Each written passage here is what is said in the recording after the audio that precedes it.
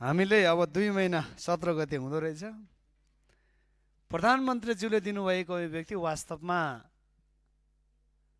त्यो नियतवश हो कि त्यसमा सत्यता छ यो प्रष्ट होस् भनेर यत्रो लामो समय हामीले भनिसक्यौँ। अहिलेसम्म बेखबर छ।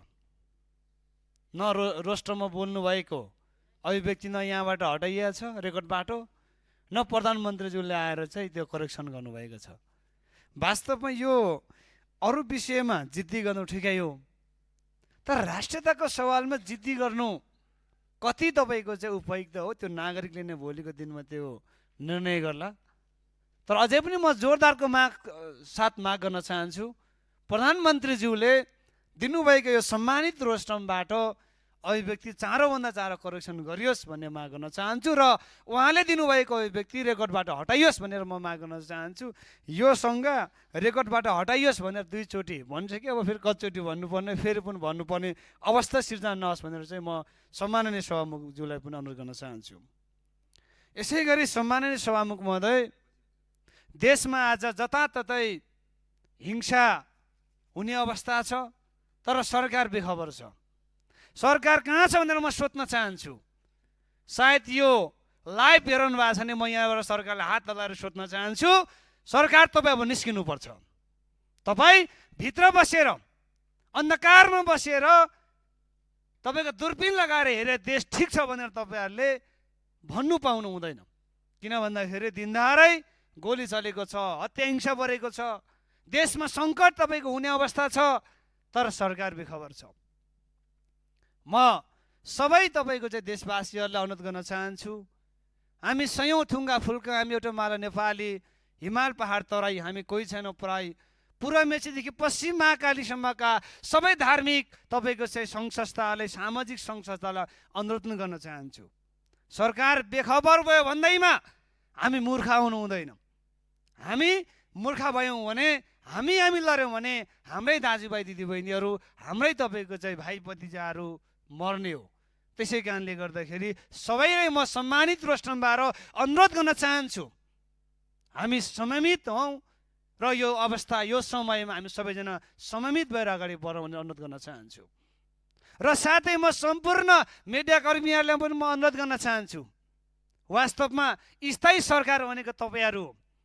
हामी त 5 वर्ष, यो सरकार भनेको 5 वर्ष हो, तर तपाईँले चलाउने कलम भनेको चाहिँ स्थायी सरकारको रूपमा स्थापित भएको छ। तपाईँले खिच्ने भिडियो, तपाईँले चलाउने क्यामेरा भनेको स्थापित तपाईँको स्थायी सरकार हो।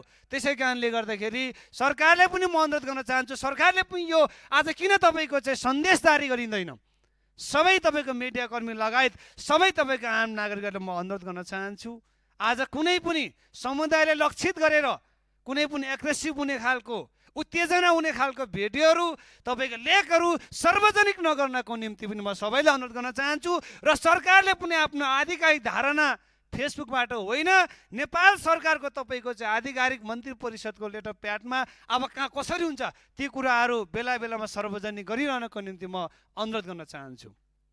र यस्तो बेला सम्बन्धित मन्त्रालयको मन्त्रीहरू कम्तीमा उपस्थित हुनुपर्ने सभामुख महोदय, न प्रधानमन्त्री हुनुहुन्छ न गृहमन्त्री हुनुहुन्छ, 2 जना मन्त्रीज्यूहरू यहाँ देख्दैछौँ।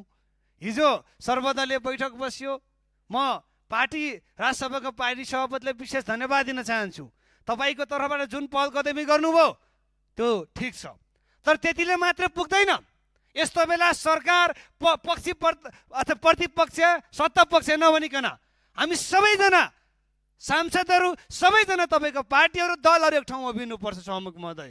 तर यो बेलामा सरकारले पहल गर्नुपर्ने बेलामा सरकार आफै तपाईँको चाहिँ कालो कोठाभित्र लुकेर चियाएर हेरे जस्तो आज मलाई महसुस भइरहेको छ। त्यसै कारणले गर्दाखेरि म सरकारलाई निस्किनको निम्ति अनुरोध गर्न चाहन्छु र म भन्न चाहन्छु, बल प्रयोग गरेर समस्याको समाधान हुँदैन। हिजोको इतिहासलाई हामीले फर्केर हेरौँ भने, विभिन्न नेपालको राजनीतिक तपाईँ घटनालाई फर्केर हेरौँ भने बल प्रयोग गरे पछाडिको परिणाम के भएको छ भन्ने कुरा यहाँलाई थाहै छ।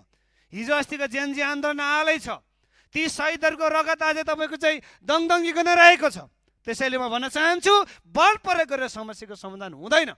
र म आज भन्न चाहन्छु, सरकार बेला बेखबर नभएर तपाईँको बाहिर निस्केर आज सूचना सङ्कलन गर्नेदेखि लिएर हरेक कुरामा सरकार तपाईँको चाहिँ यस सम्बन्धी साँच्चै गम्भीर भएर लाग्नुपर्छ भन्ने हाम्रो दलको माग र मेरो माग पनि छ, हाम्रो माग छ। त्यसै कारणले गर्दाखेरि सरकार अहिले लुकेर बस्ने अवस्था होइन। र अन्तिममा म भन्न चाहन्छु, मैले सक्दिनँ भने चाहिँ सकिन्छ, पाइन्छ। हेर्नुहोस्, यो दुनियाँमा काम बिगार्नुको सट्टोमा सक्दिनँ भन्नु पाइन्छ।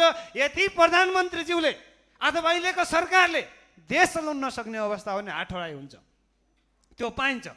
त्यो गर्नु सकिन भन्नु पाइन्छ। राष्ट्रसभाको आज 2/3 नजिक छ, 282 सांसद हुनुहुन्छ। कोही न कोहीले तपाईँको देश लिड गरेर जाला, तर यो ढङ्गले अभिभावक बिनबाट देश चलाउनु पाइन्न। सभामुख महोदय, देश र जनताले तपाईँको यसरी चाहिँ तपाईँको आज टुरो पाउनु पाइन्न। त्यो